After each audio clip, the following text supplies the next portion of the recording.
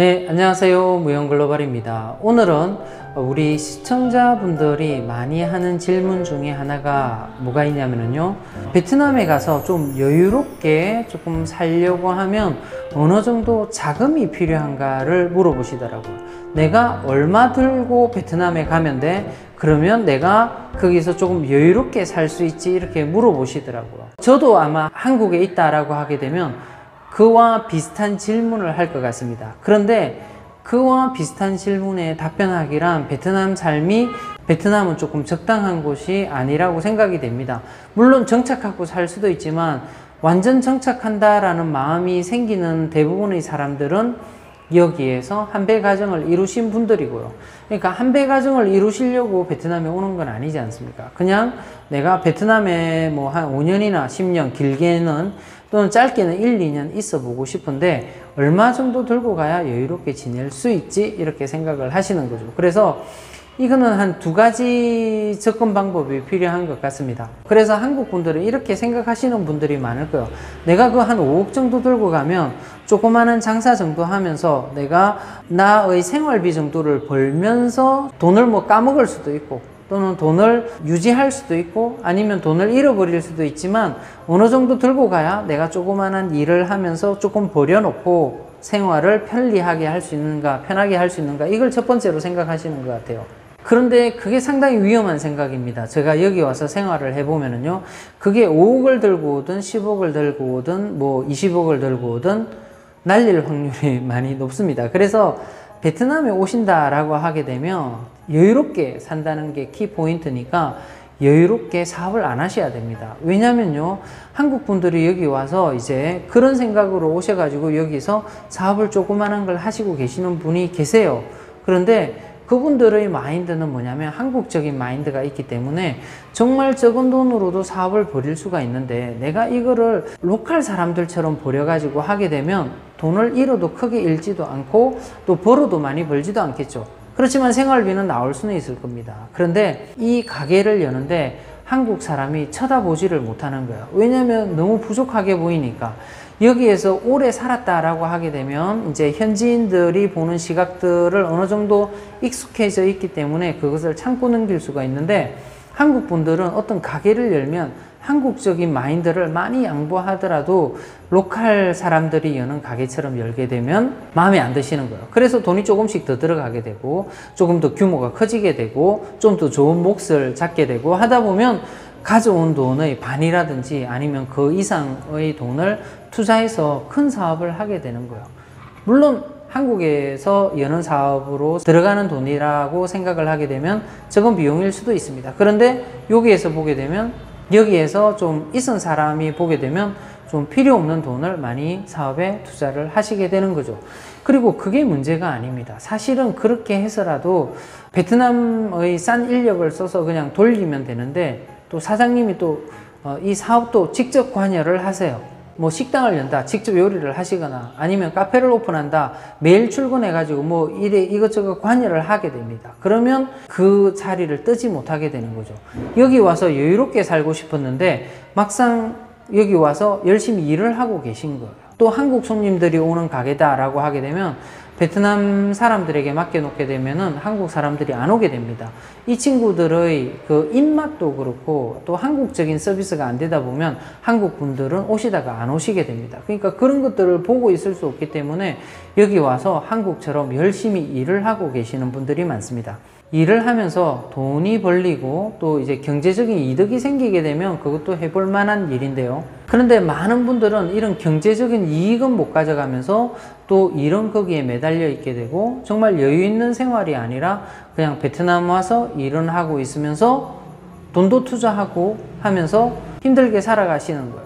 여유 있게 못 살아, 힘들게 살아간다는 아닌 것 같은데 여유 있게 못 사시는 거예요. 죽이 되든 밥이 되든 베트남 사람들에게 다 맡기고 그냥 나는 가끔씩 와서 이렇게 잘 돌아가는지만 보고 이렇게 해야 되는데 그렇게 할 수 있는 한국 분들이 잘 안 계시더라고요. 그런 마인드를 살짝 내려놓으셔야 돼요. 여기 와서 여유롭게 사시려고 하시면은 이런 분들이 더 좋아요. 그러니까 한국에서 연금이 나오거나 한국에서 어떤 내가 월세를 받거나 사업체가 있어서 매달 돈이 들어오는 거예요.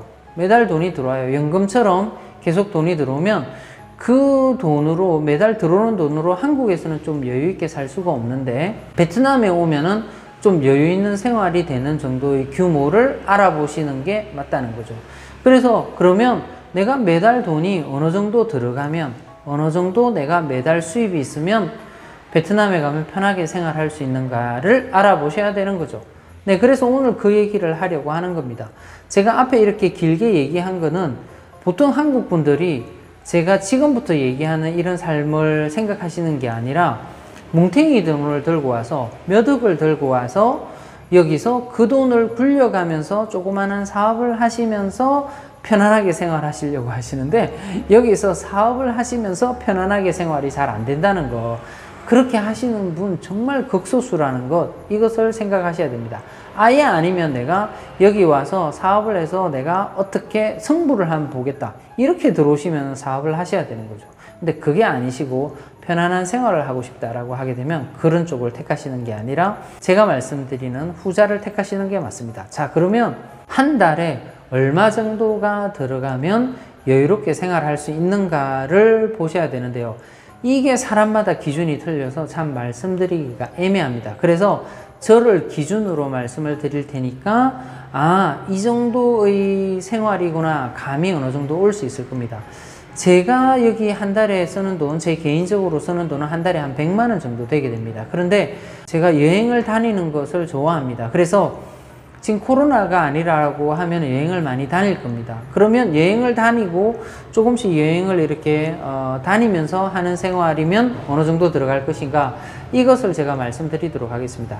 여기서 생활하는 데는 한 100만 원 정도 들고요. 그리고 여행 가게 되면 한 150만 원 정도 제 혼자 생활하는 데 개인적으로 듭니다. 그런데 제가 이 말씀을 드리면 한국에 계신 많은 분들이 한국에서도 100만 원, 150만 원이면 여유롭게 살아, 왜 이래, 이렇게 하시는데, 그런데 제가 한국에서 100만 원, 150만 원으로 만약에 혼자 산다. 그런데 집값도 내야 된다. 월세도 내야 된다. 집이 없다. 라고 생각하게 되면 정말 빠듯하게 생활할 것 같습니다. 그래서 제가 이 느낌을 그대로 한국에 가져간다. 내가 한국에서 이렇게 살았다라고 하면 얼마 들을까를 생각해 보면 한 400만 원, 500만 원이 되게 됩니다. 한국에서 제가 생활을 할 때는요, 친구를 만나서 제가 큰 비용이 들어가는 사람이 아닙니다.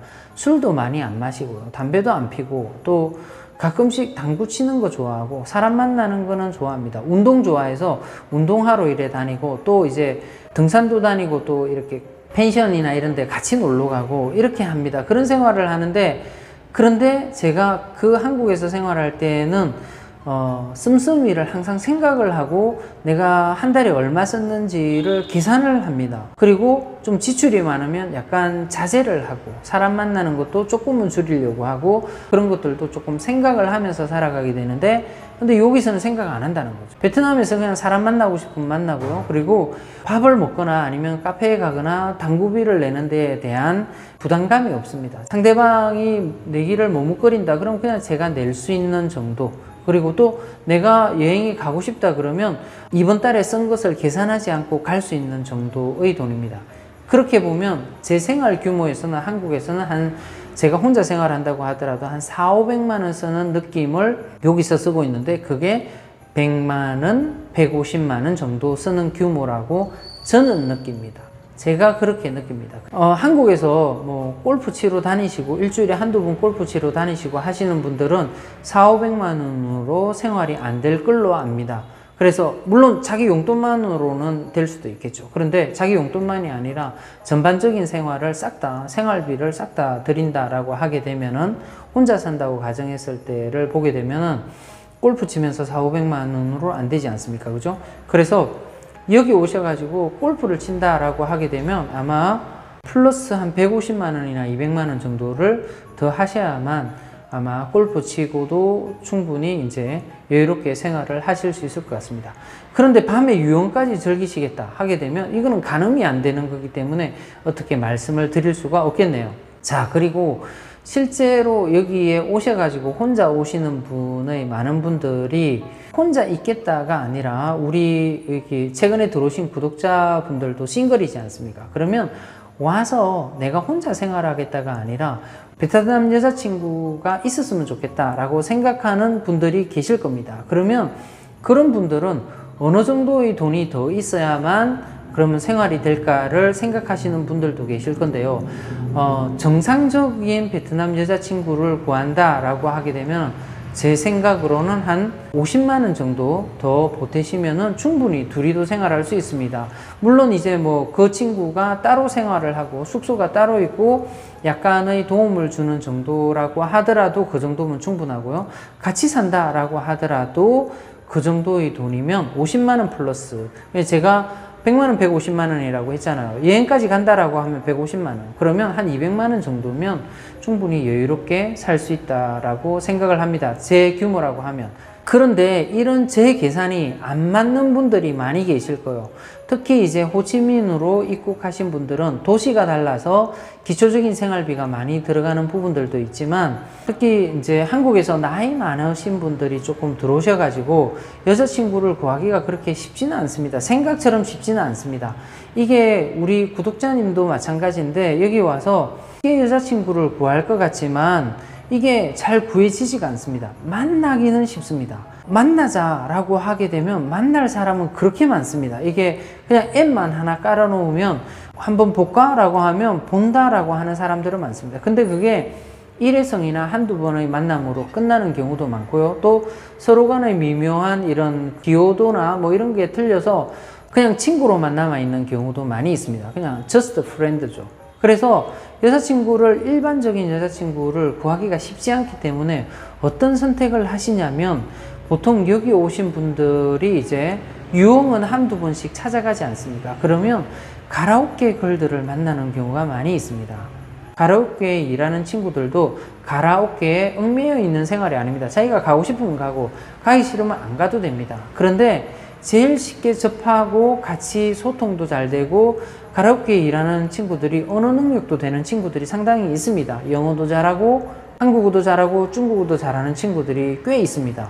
그런 친구들하고 소통이 잘 되다 보니까 거기에 있는 친구들하고 이렇게 교제를 하게 되고 하게 되면 훨씬 더 많은 돈이 들어가게 됩니다. 그런 친구들이 외국인들을 자주 만나서 외국인이 뭘 바라고 하는 걸 잘 알기 때문에 그런 친구들이 훨씬 더 편하다고 말씀하시는 분들이 실제로 꽤 있습니다. 그래서 실제로 교제를 하고 오랫동안 사시는 분들도 계신데요.